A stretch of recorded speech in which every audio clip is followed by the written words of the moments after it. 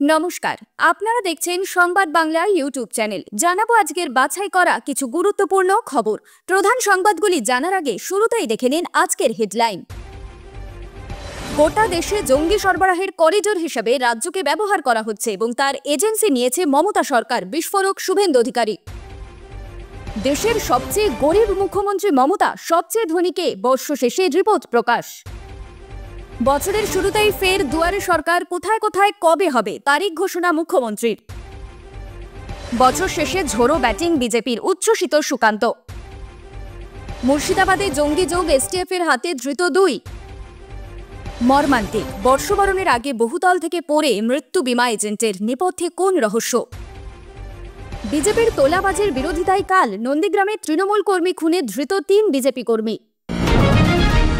প্রিয় দর্শক, আপনি যদি আমাদের চ্যানেলে নতুন হয়ে থাকেন তাহলে চ্যানেলটিকে সাবস্ক্রাইব করে পাশে থাকা বেল আইকনটি ক্লিক করে রাখুন পরবর্তী খবরের আপডেটগুলো সবার প্রথমে পেতে। সাম্প্রতিক সময় রাজ্য থেকে একের পর এক সন্দেহভাজন জঙ্গি এবং অনুপ্রবেশকারীকে গ্রেপ্তার করেছে ভিন রাজ্যের পুলিশ। এই প্রেক্ষিতে আন্তর্জাতিক সীমান্তে বেড়া দেওয়ার জন্য জমি অধিগ্রহণে রাজ্যের অসহযোগিতা এবং অনুপ্রবেশের প্রশ্নে রাজ্য ও মুখ্যমন্ত্রী মমতা বন্দ্যোপাধ্যায়ের ভূমিকা নিয়ে আরও একবার সরব হলেন বিরোধী দলনেতা শুভেন্দু অধিকারী। তার অভিযোগ, গোটা দেশে জঙ্গি সরবরাহের করিডোর হিসাবে রাজ্যকে ব্যবহার করা হচ্ছে এবং তার এজেন্সি নিয়েছে রাজ্য সরকার। তৃণমূল কংগ্রেস যদিও পাল্টা শুভেন্দুর বিরুদ্ধে এই বিষয়ে বিভ্রান্তি ছড়ানোর অভিযোগ তুলে বলছে, জাতীয় নিরাপত্তা সংক্রান্ত বিষয় কেন্দ্রীয় সরকারই চাইলে রাজ্য সরকারের সঙ্গে কথা বলে সমস্যা মেটাতে পারে। বিধাননগরে বিজেপির রাজ্য দফতরে সোমবার রাজ্যের বিরুদ্ধে অসহযোগিতার নানান অভিযোগ তুলেছেন বিরোধী দলনেতা। বিএসএফকে সীমান্তে কাঁটা তারের বেড়া দেওয়ার জন্য রাজ্য জমি দিচ্ছে না বলে একাধিকবার সরব হয়েছে বিজেপি। তাতেই শান দিয়ে দিন শুভেন্দুর বক্তব্য, আইন অনুযায়ী ভারত সরকার সরাসরি কোনো জমি অধিগ্রহণ করতে পারে না, তা জেলা শাসকের মাধ্যমে করতে হয়। এখানকার জেলা শাসকদের পক্ষে মুখ্যমন্ত্রীর নির্দেশ বা ইশারার বাইরে 1 ছটাক জমি অধিগ্রহণ সম্ভব নয়। আর যে মুখ্যমন্ত্রী 2021 বিধানসভায় বিএসএফ এর বিরুদ্ধে প্রস্তাব এনেছিলেন, তিনি কাঁটা তার দিতে জমি দেবেন না। এর সঙ্গে অনুপ্রবেশ প্রশ্নে রাজ্যের ভূমিকাকে কাঠগড়ায় তুলেছেন শুভেন্দু। তার দাবি, গোটা দেশে জঙ্গি, জেহাদি, মৌলবাদী, রোহিঙ্গা সরবরাহের করিডোর পশ্চিমবঙ্গ, আর সরবরাহের এজেন্সিটা নিয়েছে রাজ্য সরকার। মুখ্যমন্ত্রীর লোকজন আধার কার্ড বানিয়ে দিচ্ছেন, বাসস্থানের শংসাপত্র দিচ্ছেন। এই সূত্রেই বাংলাদেশি জঙ্গি সংগঠনের সদস্য অভিযোগে ধৃত মোহাম্মদ সাদ রাডি, যে রাজ্যের ভোটার তালিকাতেও নাম তুলে ফেলেছিল বলে গোয়েন্দা সূত্রে দাবি করা হয়েছে, সে কথা স্মরণ করিয়ে দিয়ে শুভেন্দু দাবি করেছেন, সে তৃণমূলকে 2বার ভোটও দিয়েছিল। এই ধরনের বিষয়কে শুভেন্দু ভোট জেহাদ বলেও তোপ দেগেছেন। জাতীয় তদন্তকারী সংস্থা তিনি তথ্য জানিয়ে ব্যবস্থা নেওয়ার আর্জিও জানিয়েছেন। পাশাপাশি বিএসএফ এর সঙ্গে রাজ্য পুলিশ প্রশাসন কিভাবে অসহযোগিতা করে তারও নানা উদাহরণ দিয়েছেন বিরোধী দলনেতা। বিএসএফ কে চৌকি করতেও রাজ্য জমি দেয়নি বলে অভিযোগ করেছেন তিনি। তার আরও অভিযোগ, বিএসএফ এর সঙ্গে পুলিশ কোনো যৌথ অভিযানে যায় না, কারণ মুখ্যমন্ত্রী মালদহ, মুর্শিদাবাদে একাধিক সভায় বলেছেন, আমাকে না জিজ্ঞাসা করে বিএসএফ এর সঙ্গে কোনো পুলিশ যাবে না। তৃণমূল যদিও শুভেন্দুর বক্তব্যে আমল না দিয়ে সীমান্ত নিরাপত্তার প্রশ্নে পাল্টা কেন্দ্রের ভূমিকা নিয়েই সরব হয়েছে। দলের রাজ্য সাধারণ সম্পাদক কুণাল ঘোষের বক্তব্য, বিএসএফ স্বরাষ্ট্র মন্ত্রকের অধীনে, কোনো সমস্যা হলে স্বরাষ্ট্র মন্ত্রক কথা বলবে রাজ্য সরকারের সঙ্গে। তার মধ্যে শুভেন্দু কেন রাজনৈতিক বিভ্রান্ত ছড়াচ্ছেন? যখন বিএসএফ এর এলাকা 15 থেকে বাড়িয়ে 50 কিলোমিটার করা হলো, তখন মনে পড়েনি সমস্যার কথা? মূল সীমান্তে যে সমস্যা আছে সেটা তো তখন আলোচনা করা হয়নি। নতুন বছর শুরুর কাউন্টডাউন অপেক্ষা কিছুক্ষণের, তবে বর্ষ শেষে যে রিপোর্ট প্রকাশ করেছে অ্যাসোসিয়েশন ফর ডেমোক্রেটিক রিফর্ম, তা দেখে চোখ কপালে উঠতে পারে অনেকেরই। প্রকাশ্যে এসেছে দেশের সবচেয়ে ধনী ও সবথেকে দরিদ্র মুখ্যমন্ত্রীর নাম। 2023-24 অর্থবর্ষে দেশে মাথাপিছু আয়ের গড় 1,85,854 টাকা। সেখানে দেশের মুখ্যমন্ত্রীদের মাথাপিছু আয়ের গড় 13,64,310 টাকা। আর সেখানেই দেখা গিয়েছে দেশের দরিদ্রতম মুখ্যমন্ত্রী মমতা বন্দ্যোপাধ্যায়। রিপোর্টে প্রকাশিত তথ্য অনুযায়ী মমতার রয়েছে 15 লক্ষ টাকার সম্পত্তি। তালিকার একেবারে নিচে রয়েছেন পশ্চিমবঙ্গের মুখ্যমন্ত্রী। ধনীতম মুখ্যমন্ত্রীদের তালিকায় শীর্ষস্থানে রয়েছেন অন্ধ্রপ্রদেশের মুখ্যমন্ত্রী চন্দ্রবাবু নাইডু। তার সম্পত্তির পরিমাণ 931 কোটি টাকা। চন্দ্রবাবুর পর দ্বিতীয় স্থানে রয়েছেন অরুণাচল প্রদেশের পেমা খান্ডু। তার সম্পত্তির পরিমাণ 332 কোটি টাকারও বেশি। কর্ণাটকের মুখ্যমন্ত্রী 51 কোটি টাকার বেশি সম্পত্তির মালিক। সিদ্ধারামাইয়া ভারতের তৃতীয় ধনী মুখ্যমন্ত্রী, তবে মুখ্যমন্ত্রী খান্ডুর 180 কোটি টাকার দায়ভার রয়েছে। সিদ্ধারামাইয়ার দায়ভারের পরিমাণ 23 কোটি টাকা। চন্দ্রবাবু নাইডুর 10 কোটি টাকারও বেশি দায় রয়েছে বলে রিপোর্টে প্রকাশিত। অন্যদিকে মমতার পর দেশের দ্বিতীয় দরিদ্রতম মুখ্যমন্ত্রী ওমর আবদুল্লা। জম্মু ও কাশ্মীরের মুখ্যমন্ত্রী ওমর আবদুল্লার 55 লক্ষ টাকার সম্পত্তি রয়েছে। ওমরের পরেই রয়েছেন কেরলের মুখ্যমন্ত্রী পিনারাই বিজয়ন। তাঁর রয়েছে 1 কোটি 18 লক্ষ টাকার সম্পত্তি। অ্যাসোসিয়েশন ফর ডেমোক্রেটিক রিফর্মস 2023-24 আর্থিক বর্ষে রাজ্য বিধানসভাগুলি থেকে প্রাপ্ত তথ্যের ভিত্তিতে এই তালিকা তৈরি করেছে। সংস্থার রিপোর্টে উল্লেখ্য, রাজ্য বিধানসভা এবং কেন্দ্রশাসিত অঞ্চলগুলির মুখ্যমন্ত্রী প্রতি গড় সম্পদের পরিমাণ 52.59 কোটি টাকা। দেশের বাকি ধনীতম মুখ্যমন্ত্রীদের মধ্যে আছেন নাগাল্যান্ডের নেরিফো রিও, যার সম্পত্তির পরিমাণ 46 কোটি টাকা, মধ্যপ্রদেশের মোহন যাদব, যার সম্পত্তির পরিমাণ 42 কোটি টাকা, পুদুচেরির এন রঙ্গস্বামী, যার সম্পত্তির পরিমাণ 38 কোটি টাকা, তেলেঙ্গানার রেবন্ত রেড্ডি, যার সম্পত্তির পরিমাণ 30 কোটি টাকা, হেমন্ত সোরেন, যার সম্পত্তি 25 কোটি টাকার, হিমন্ত বিশ্ব শর্মা, যার সম্পত্তির পরিমাণ 17 কোটি টাকা, কনরাড সাংমা, যার সম্পত্তির পরিমাণ 14 কোটি টাকা। দেশের 29 জন মুখ্যমন্ত্রী কোটিপতি। 26 জানুয়ারি দুর্গম এলাকায় ফের দুয়ারে সরকার হবে। মূলত কাস্ট সার্টিফিকেটের জন্য পরিষেবা প্রদানের কর্মসূচি নেওয়া হচ্ছে। সোমবার সন্দেশখালী থেকে এমনটাই ঘোষণা করলেন মুখ্যমন্ত্রী মমতা বন্দ্যোপাধ্যায়। ফের দুয়ারে সরকার। সোমবার সন্দেশখালীর মিশন মাঠে সরকারি পরিষেবা প্রদান অনুষ্ঠান ছিল। সেই মঞ্চ থেকে মাধ্যমিক পরীক্ষা হবে। সন্দেশখালী কাণ্ডের প্রায় 1 বছর পর গতকাল শেখ শাহজাহানের এলাকায় পা রাখলেন মুখ্যমন্ত্রী। সোমবার সেই সন্দেশখালী থেকেই তিনি বলেন, সবাই ভালো থাকবেন আর মিলেমিশে থাকবেন, কোনো দুষ্টু লোকের খপ্পরে পড়বেন না, আর মনে রাখবেন কোনো মেয়েরা কেউ ডাকলে আর চলে গেল সেটাও যাবেন না। আপনাদের অধিকার আপনাদের নিজস্ব অধিকার।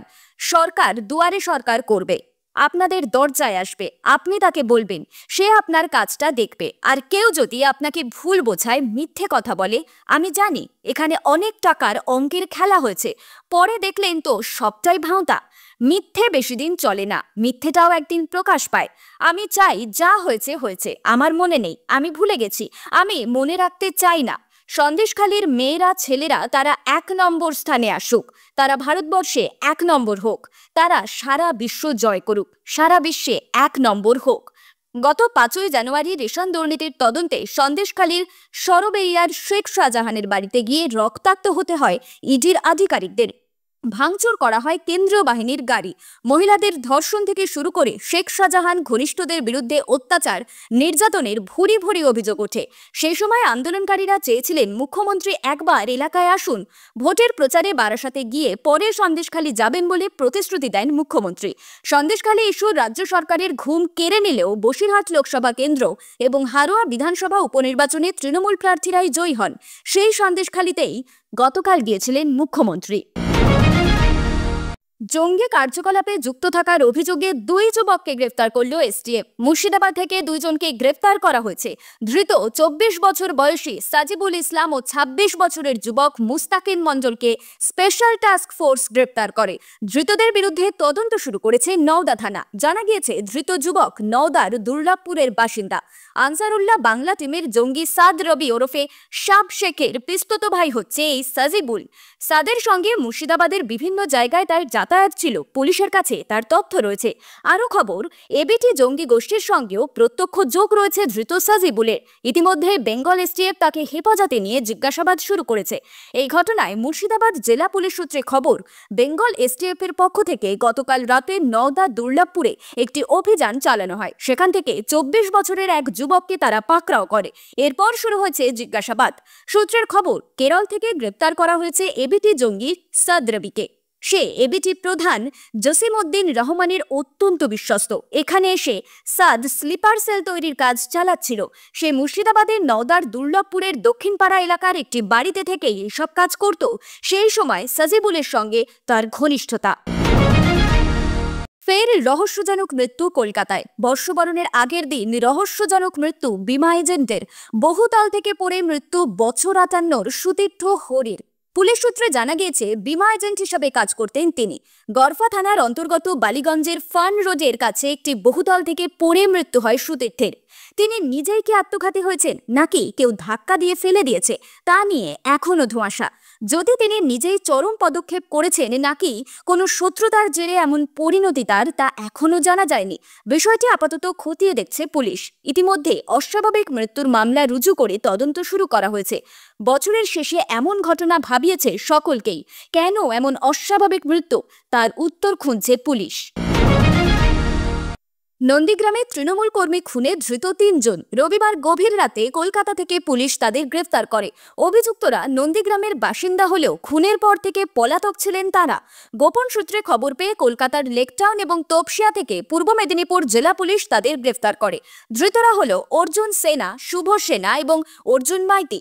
3 জনের বাড়ি নন্দীগ্রামের গোকুলনগর এলাকায়। 25শে ডিসেম্বর রাতে তৃণমূল কর্মী মহাদেব খুন হওয়ার পর থেকে পলাতক ছিলেন 3 জনই। গোকুলনগরের বৃন্দাবন চক খালপাড়ে সরকারি জায়গায় দোকান করার অভিযোগ তুলে তৃণমূল কর্মী মহাদেব বিষয়ের কাছ থেকে তোলা চেয়েছিল স্থানীয় বিজেপি নেতাকর্মীরা, কিন্তু তাদের সেই দাবি মেটাতে চাননি মহাদেব। 25শে ডিসেম্বর বড়দিন যখন সকলে আনন্দে মশগুল, সেই দিনই মহাদেবকে খুনের ব্লুপ্রিন্ট তৈরি করা হয়। গোকুলনগরের বৃন্দাবন চক খালপাড়ে চা, তেলে ভাজা এবং মাংসের দোকান ছিল তার। বড়দিনে বেশ ভালোই বিক্রি হয়েছিল। বিক্রির বহর বুঝে 50,000 টাকা তোলা চেয়েছিল স্থানীয় বিজেপি নেতাকর্মীরা, কিন্তু তোলা দিতে চায়নি মহাদেব। তার জেরেই খুন করা হয়েছে বলে দাবি মৃতের পরিবারের। ঘটনায় স্থানীয় 39 জন বিজেপি নেতাকর্মীর বিরুদ্ধে নন্দীগ্রাম থানায় অভিযোগ দায়ের করেন মহাদেবের ভাই জয়দেব বিশাই। অভিযুক্তদের তালিকায় রয়েছেন স্থানীয় বিজেপি নেতা, গোকুলনগর গ্রাম পঞ্চায়েতের নির্বাচিত বিজেপি জনপ্রতিনিধি ভোলানাথ কামিলা, স্থানীয় বিজেপি নেতা অনুপ মাইতি, প্রসেনজিৎ মাইতি, নন্দীগ্রাম 1 নম্বর পঞ্চায়েত সমিতির ভূমি কর্মাধ্যক্ষ সাহেব দাস, বিজেপির নন্দীগ্রাম 3 নম্বর মণ্ডল সভাপতি শ্যামা প্রসাদ মাইতি। ঘটনার পর দোষী ব্যক্তিদের হন্যে হয়ে খুঁজছে পুলিশ। দক্ষিণবঙ্গ সহ পাশের রাজ্য ওড়িশায় পর্যন্ত পুলিশের তদন্তের অভিযান চালিয়েছে, কিন্তু ঘটনার 4 দিন কেটে যাওয়ার পর দোষীদের কিনারা করতে পারেনি পুলিশ। ঘটনার পর 5ম দিনে কলকাতা থেকে পাকড়াও করা হয় বিজেপির নেতা অর্জুন সেনা, শুভ মাইতি এবং অর্জুন মাইতিকে।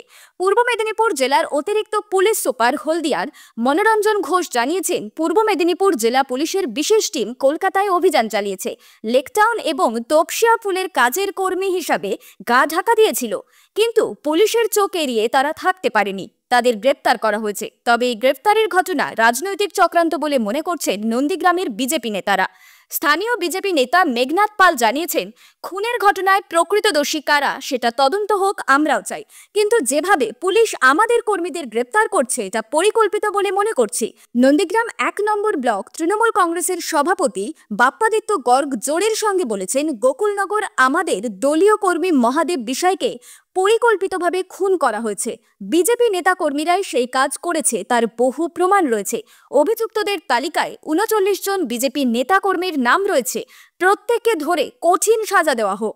নন্দীগ্রামের রাজনীতির নামে খুন সন্ত্রাসের পরিবেশ চাই না। অভিযুক্তদের তালিকা অনুযায়ী মাত্র 3 জন ধরা পড়েছে। বাকি 36 জনের খোঁজে জারি রয়েছে পুলিশি অভিযান। খবর শেষ হলো।